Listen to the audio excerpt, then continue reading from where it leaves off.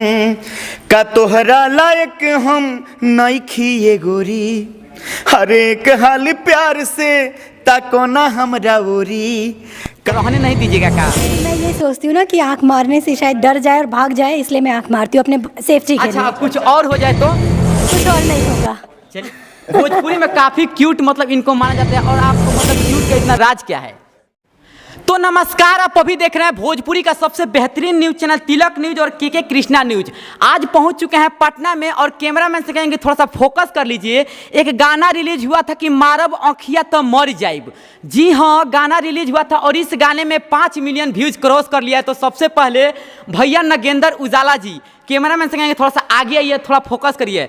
नगेंद्र उजाला जी, गाना इतना 5 मिलियन व्यूज क्रॉस कर गया, तो कैसा लग रहा है भैया? सबसे पहले आपके प्रणाम कर रहल बानी, और आपके चैनल देखे वाला जे भी भगवान रूपी दर्शकगण बानी, प्रणाम कर रहल बानी। खूब खुश बानी, खूब एकदम गच बानी, मन एकदम बाग बाग हो गइल बा, दिल गार्डन गार्डन हो गइल बा। रौरा कैसन बानी, रौरा बताएं। बिल्कुल, भैया का गाना इतना ब्लास्ट ही हुआ है कि आज तिलक न्यूज की टीम यहाँ पहुंच ही गई, और वो हमारे साथ मॉडल इस गाने में काम करने वाली वनु द ग्रेट हैं, जो कि अब चश्मिश मॉडल के नाम से जानी जा रही है, और ये किसी पहचान की मोहताज नहीं है, और भोजपुरी इंडस्ट्री में लगातार ब्लास्ट कर रही है और कहीं ना कहीं ब्लास्ट कर रही है। तो कैसा लग रहा है तिलक न्यूज पे आप मैम? न्यूज़ के सभी दर्शकों को मेरा प्रणाम, और मुझे बहुत अच्छा लग रहा है। आज मैं बहुत खुश हूँ कि आप लोग समय निकाल के यहाँ पर आए, और हमारे सॉन्ग के सेलिब्रेशन के लिए 5 मिलियन सॉन्ग क्रॉस हो चुका है बहुत कम समय में। तो कॉन्ग्रेचुलेशन नगेंद्र उजाला जी, और थैंक यू सो मच सभी दर्शकों को जिन्होंने इतना प्यार दिया। अच्छा नगेंद्र भैया, हम सबसे पहले चाहेंगे कि इस गाने को गा के दर्शकों को सुने, ताकि समा बंध जाए एकदम कहीं ना कहीं। त्रिमूर्ति म्यूजिकल भोजपुरी से गाना रिलीज बा। अर्जुन शर्मा जी लिखले बानी, विकास यादव जी म्यूजिक दिले बानी, हम शिल्पी राज जी गौले बानी, जब बन्नू जी काम कैले बानी, आ निर्देशित कैले बानी राजेश गुप्ता जी। पहले सबसे पहले हम उनमें कहतानी यहाँ से, चूँकि यहाँ के भाव कुछ देत नहीं की, तो हमार लाइन बा, ओकरा बाद यहाँ के लाइन बा। हमार लाइन रहता, का तोहरा लायक हम नइखी ये गोरी, हर एक हाल प्यार से ताको ना हमरा ओरी। का तोहरा लायक हम नइखी ये गोरी, एक हाल प्यार से ताको ना हमरा ओरी। फिर यहाँ कहतनी, बड़ी खतरनाक कहतनी यहाँ के, कि हमार प्यार पावे खाती हरी जाइब, हरी जाइब।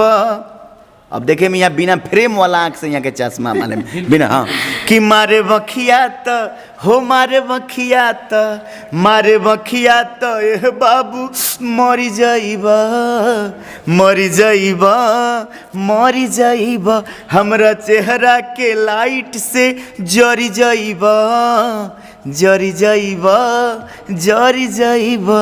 बिल्कुल, गाना काफी वायरल हो रहा है कि मारब आँखिया तो ए बाबू मर जाइबा, और गाना आपने भी कहीं ना कहीं सुना होगा यूट्यूब पे, और जाकर इंस्टाग्राम पे इस गाने पे रील्स भी बने, क्योंकि रील्स भी काफी, रील्स पे भी गाना एकदम वायरल हो ही रहा है। ट्रेंडिंग में बा, 10,000 रील बन गई बा 10 दिन के अंदर। देखिए, सबसे बड़ी खबर है कि रील्स पे भी ट्रेंडिंग में है गाना एकदम। अच्छा भैया, इस गाने में शिल्पी राज जो आवाज दिए भोजपुरी काफी बेहतरीन गायिका है, और नगेंद्र उजाला जी, जो कि हमारे सामने ही आप सब देख ही सकते हैं। अच्छा भैया, कहीं ना कहीं आज भोजपुरी इंडस्ट्री में देखा जा रहा है कि ढोड़ी चोली और मतलब इस सब से, मतलब आशिक ओशिक से लेकर के अभी तो ये सब विवाद हुए किया, इस सब से उठ के इतना अच्छा गाना लेके आए, तो क्या कहिएगा? अब हमेशा एक बात आप लोग को और बता दूं कि खाटी माटी के आपको कलाकार माना जाता है, और जो भी गाना लाते हैं साफ सुथरा लाते हैं। ऐसा नहीं कि चोलिए में तो ये ढोड़िए तो है वो है, नहीं, एकदम साफ सुथरा गाना लाते हैं। तो भैया आपको नहीं लगता कि कभी कभी मतलब थोड़ा सा रफ टफ गाना का इतना अच्छा गाना आप कहाँ लाते हैं? देखिए, शुरू से ही हमारा गीत के पसंद कल गई बा।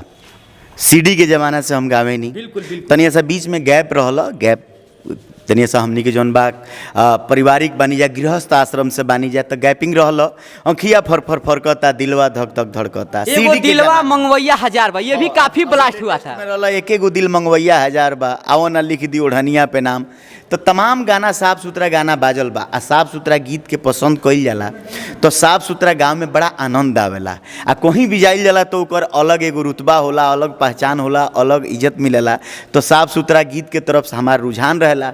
कबो को मन तनी निराश होला, जब गानवा जौन ना बाजेली सो, मगर बुझाला कि कहीं ना कहीं हमरे अंदर कमी बा, हम निमन गौले नहीं खी, हमार कहीं शब्द वैसन का नहीं खे, तो फिर आगे प्रयास कइल जाला आ 6 महीना बाद फिर कोनो गाना आवेला। बिल्कुल बिल्कुल, देखिए कितनी अच्छी सोच है भैया क्या कि कहीं ना कहीं ऐसे अश्लील उठ पटांग गाने नहीं लाते हैं, जो भी गाने लाते हैं एकदम अच्छे गाने लाते हैं और परिवार के भी सुन सकते हैं। और यही अच्छे गाने का देन ही है कि आज हमारे साथ नगेंद्र उजाला जी हैं और भोजपुरी के एक बेहतरीन सिंगर हैं।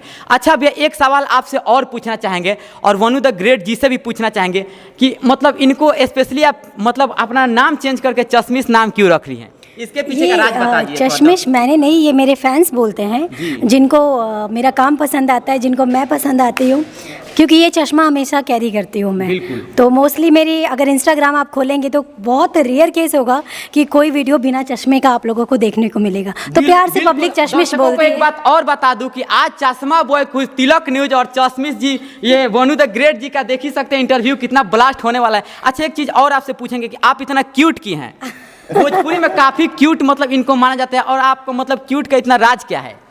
आप लोगों का प्यार, सभी दर्शकों का प्यार, इसलिए मैं इतनी क्यूट हूँ। अच्छा, ये गाने में इतना आंख क्यों मार रहे हैं? मतलब लगता है कि नगेंद्र उजाला जी को रहने नहीं दीजिएगा क्या? नहीं, मैं ये सोचती हूँ ना कि आंख मारने से शायद डर जाए और भाग जाए, इसलिए मैं आंख मारती हूँ अपने सेफ्टी के लिए। अच्छा, कुछ और हो जाए तो? कुछ और नहीं होगा। चलिए, बहुत अच्छी बात है। इस गाने का लाइन ही है, मारा बकिया तो ये राजा मर जाएगा। चलिए, बहुत अच्छी बात है। तो आप लोग भी जाइए त्रिमूर्ति म्यूजिक पर, इस गाने को सुनिए और बहुत सारा प्यार दीजिए।